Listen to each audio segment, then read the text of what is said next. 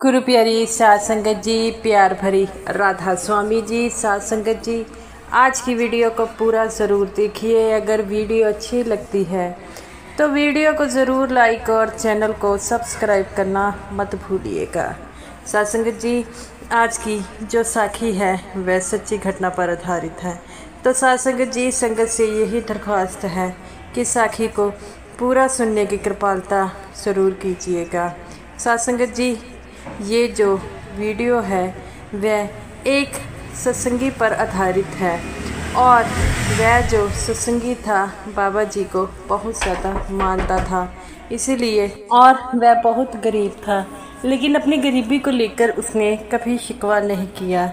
और ऐसे ही समय के साथ व्यतीत होते होते उसकी शादी होती है, उसके बच्चे होते हैं और उसकी बीवी जो होती है वह इससे शिकवा करने लग पड़ती है कि आपने जो है वह, हम गरीब हैं तो आपको कोई और काम देखना चाहिए। लेकिन वह कहता है कि हमारे पास तो बिल्कुल ठीक है, हमें क्यों और काम देखना चाहिए, हमारे घर का जो है गुजारा हो रहा है। लेकिन वह कहती है कि आप ऐसा नहीं कर सकते, कल को परिवार बड़ा होगा, हमें दिक्कत आएगी।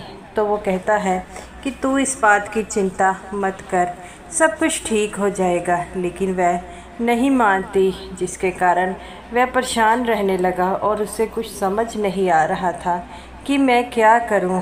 ऐसे ही वह कहती है कि आप बाबा जी को तो बहुत मानते हैं, तो आपको बाबा जी के पास जाना चाहिए। तो वह कहता है कि बाबा जी के पास जाकर मैं क्या करूँगा। तो वह कहती है कि मैं इसलिए कह रही हूँ कि आप बाबा जी को मानते हैं तो वो हमारी सुनेंगे ही। तो वो कहता है इसमें बाबा जी का कोई दोष नहीं है, ये जो कर्म है हमारे अपने अपने हैं और हम कर्मों के हिसाब से जो है फल भुगत रहे हैं। तो वो कहती है आप ऐसी बातें क्यों करते हैं, सब कर्मों पर ही छोड़ देते हैं, कर्म कुर्म कुछ नहीं होते, अगर यत्न किया जाए तो सब कुछ ठीक हो जाता है। तो वह अपने पति से कहती है, उसका पति कहता है कि तू बेकार की बातों को लेकर जो है उलझ रही है, मैं बाबा जी के पास ऐसे नहीं जाऊंगा और बाबा जी से मैं क्यों शिकवा करूं, बाबा जी ने तो मुझे सब कुछ दिया है, मेरी इतनी औकात भी नहीं है, तब भी बाबा जी से मैं क्या जाकर कहूं। तो वह कहती है बाबा जी के पास तो आपको जाना पड़ेगा। लेकिन वह अपनी पत्नी के काम बात को टालकर काम में लग जाता है और कहता है कि मैं कहीं पर जो है नहीं जाऊंगा, और जाकर वह अपने कामों में रुझ जाता है। उसकी पत्नी देखती है कि इसे कोई फ़र्क नहीं पड़ रहा, अब मुझे ही कुछ करना पड़ेगा। तो वह अपने पति से कहती है कि आपको जाना ही पड़ेगा। तो वह कहता है कि तुम एक ही बात की ज़िद कर कर क्यों पीछे पड़ जाती हो, जब मैंने कह दिया है कि मैं बाबा जी के पास नहीं जाऊंगा तो मैं नहीं जाऊंगा। तो उसकी पत्नी कहती है आपको जाना पड़ेगा, अगर आप नहीं जाएंगे तो कैसे होगा। तो वो कहता है कि जैसे आगे होता रहता था। तो वो कहता है नहीं, मैं बाबा जी के पास नहीं जाऊंगा। और उसकी पत्नी कहती है अच्छा आप अकेले नहीं जाना चाहते तो मैं आपके साथ चलूँगी, हम दोनों मिलकर बाबा जी से जो है इस बात के लिए पूछेंगे। तो वो कहता है कि लगता है कि ये ऐसे नहीं मानेगी, कि ये मेरे को वहाँ पर लेकर जाएगी। तब वह अपने पति से कहता है चलो चले। तो वो कहता है अभी नहीं, बाबा जी इस समय डेरे में नहीं हैं, हम नहीं जा सकते, अगले हफ्ते बाबा जी जब डेरे आएंगे तब हम बाबा जी से मिलने ज़रूर जाएंगे। जिससे उसकी पत्नी भी खुश हो जाती है कि चलो मेरे पति को कुछ तो अकल आई, और वह डेरे के लिए जो है अगले हफ्ते का प्रोग्राम टाल देते हैं। अगले हफ्ते बाद उसकी बीवी फिर कहती है कि आप चलते क्यों नहीं, हफ्ता हो गया है। तो वो कहता है कि तू जिद पर पूरी अड़ी है, मुझे कुछ नहीं करने देगी। तो वो कहती है ज़िद पे तो मैं अड़ूंगी और मैं बाबा जी के पास आपको लेकर जाऊंगी।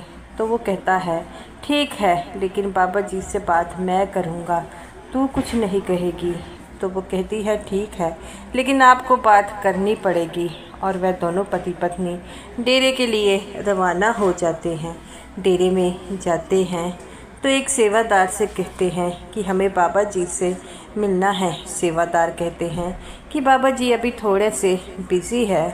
तो वो कहता है कोई बात नहीं, हम इंतज़ार कर लेंगे। उसकी पत्नी कहती है कि बाबा जी कितने बिज़ी हैं। तब वह कहते हैं कि बाबा जी को थोड़ा सा समय लग जाएगा। तब वह कहते हैं कितना समय लग जाएगा। तो वो कहते हैं कि हमें खुद नहीं पता। और वह बाहर बैठ जाते हैं। कुछ समय बाबा जी वहाँ से गुजरते हैं, इन्हें बाहर देखते हैं। तब बाबा जी कहते हैं कि बाहर कौन बैठा है। तो वो कहते हैं कि बाबा जी एक से सत्संगी है, आपसे मिलने की ज़िद कर रहा है। तो वो कहते हैं सत्संगी है। तो बाबा जी कहते हैं उन्हें अंदर बुलाइए।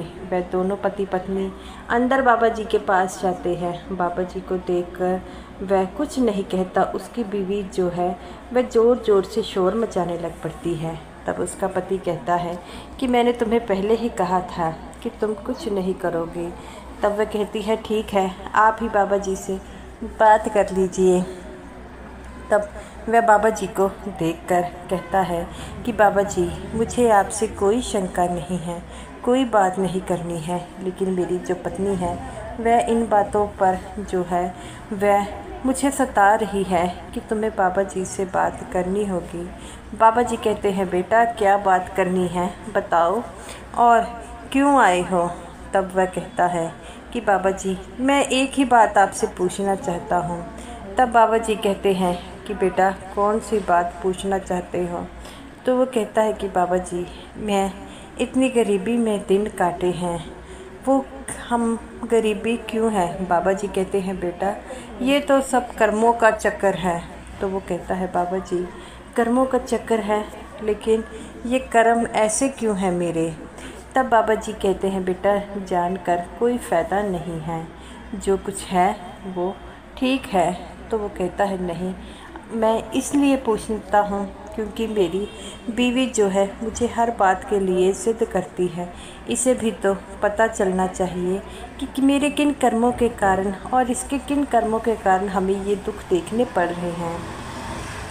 तब बाबा जी कहते हैं बेटा जैसा कि तुमको पता है कि ये पूर्व जन्म के कर्मों का हिसाब होता है। तो वो कहता है कि हाँ बाबा जी ये बात मैं जानता हूँ। तब बाबा जी कहते हैं कि बेटा ये पूर्व जन्म के जो कर्म होते हैं वे बहुत बुरे होते हैं और ये तुम्हें जो आज गरीबी देखने को मिल रही है ये पूर्व जन्म की है। तो वो कहता है कि बाबा जी मैं कुछ समझा नहीं। बाबा जी कहते हैं बेटा तुम पिछले जन्म में जो थे एक अमीर आदमी थे, लेकिन तुम लोगों के हक की कमाई खाते थे। जो तुम्हारी कंपनी में काम भी करते थे तुम उनके पैसे उन्हें देते नहीं थे और नौकरी से बाहर निकाल देते थे। तुमने बड़ों की मेहनत की कमाई खाई है, जिसके कारण तुम्हें ये दुख देखना पड़ रहा है। तो वो कहता है कि बाबा जी मैं आपकी बात से सहमत हूँ, तो मेरी जो पत्नी है वो क्यों मेरे साथ इस झमेले में फंसी है। तब वह कहते हैं क्योंकि ये तुम्हारी पत्नी पिछले जन्म में तुम्हारा पार्टनर थी और तुम दोनों ने मिलकर ही लोगों को खाया था, इसी कारण इस जन्म में तुम्हें दोनों का साथ मिला है और दोनों को मिलकर ये गरीबी देखनी पड़ेगी। तब उसकी पत्नी बोलती है कि बाबा जी इन चीज़ों का तो कोई मतलब नहीं बनता, आप बताइए हम इन मुश्किलों से कैसे बाहर निकल सकते हैं। बाबा जी कहते हैं कि बेटा जो कर्म है वह अटल है, तुम दोनों किसी भी चक्कर से बाहर नहीं निकल सकते, तुम्हें अपने कर्मों का हिसाब तो देना ही पड़ेगा। तो वो कहता है कि बाबा जी हम ठीक कहते हैं, हमें कर्मों का हिसाब तो देना ही पड़ेगा, लेकिन क्या आप मुझे ये बता सकते हैं कि ये कर्म कब तक है। बाबा जी कहते हैं बेटा मैं भी तुम्हारी तरह आम इंसान हूँ, मुझे इन चीज़ों के बारे में इतनी नॉलेज नहीं है, मैं भी जो हूँ एक आम इंसान की तरह ज़िंदगी व्यतीत करता हूँ और मुझे कैसे पता होगा। तब उसकी पत्नी कहती है कि बाबा जी आप ही हमारा समाधान कर सकते हैं। बाबा जी कहते हैं नहीं बेटा, कर्मों का चक्कर बड़ा अटल है, उससे कोई नहीं बच पाता, सबको अपने कर्मों का हिसाब देना पड़ता है। तब वह कहता है कि बाबा जी हम इन कर्मों से नहीं बच सकते। बाबा जी कहते हैं बेटा, जिन जिन लोगों का तुमने खाया है उन लोगों को तुम अब पैसे दे रहे हो। जब वो पैसे देने बंद कर दोगे, जब वह पैसे पूरे हो जाएंगे, तुम बिल्कुल ठीक हो जाओगे। बाबा जी की बात सुनकर उसकी बीवी कहती है कि बाबा जी फिर तो हमें इस जन्म में अगले जन्म के लिए अच्छे कर्म करने पड़ेंगे। बाबा जी कहते हैं हाँ बेटा, इसीलिए तो कहा जाता है कभी किसी की हक की मत खाओ, कभी किसी का दिल मत दुखाओ, सबका कर्म देना पड़ता है। तो वो कहती है बीबी बाबा जी कोई तो समाधान होगा। बाबा जी कहते हैं नहीं बेटा, सिर्फ भजन सिमरन की ताकत ही तुम्हें संतुष्ट कर सकती है। जब ये बात मान कर तुम चलोगे कि हमारे पास जो भी है हम उससे संतुष्ट हैं, तो सब कुछ बिल्कुल ठीक हो जाएगा। तब वह कहते हैं कि बाबा जी आप बिल्कुल ठीक बात कह रहे हैं। तो उसकी बीवी कहती है कि बाबा जी ये थोड़ा मुश्किल है। बाबा जी कहते हैं बेटा मुश्किल कुछ नहीं है, अगर मन में बना लो तो सब कुछ ठीक हो जाएगा। तो वो कहती है कि ठीक है बाबा जी, आपके बताए हुए रास्ते पर हम चलते हैं।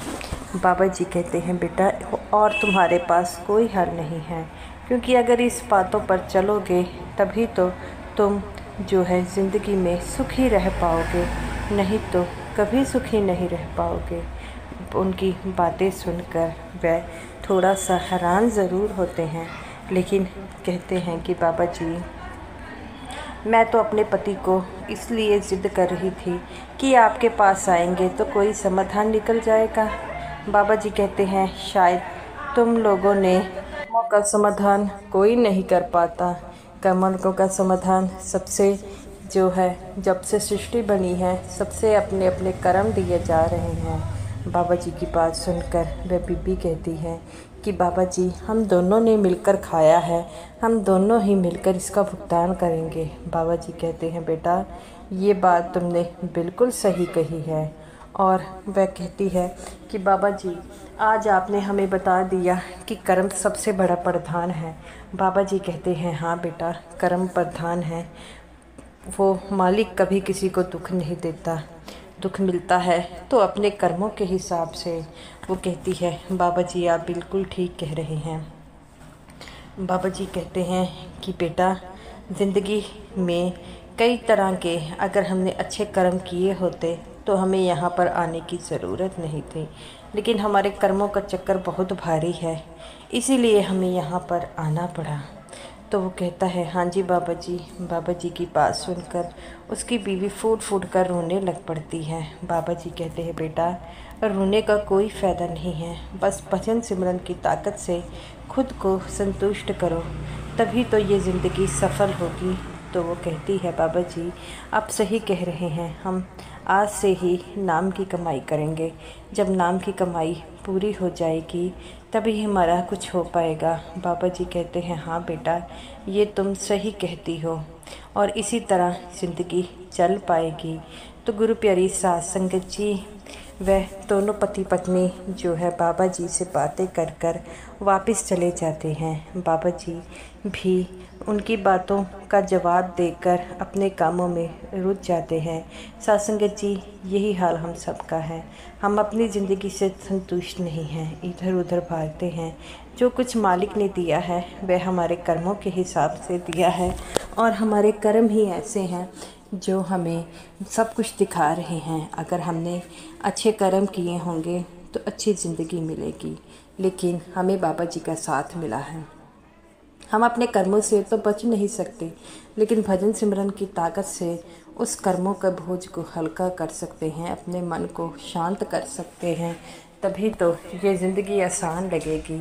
तो गुरु प्यारी साध संगत जी ये रही मेरी आज की वीडियो, और वीडियो अगर आपको अच्छी लगी हो तो वीडियो को ज़रूर लाइक कीजिएगा और साथ संगत जी इसी तरह भजन सिमरन ज़रूर कीजिएगा।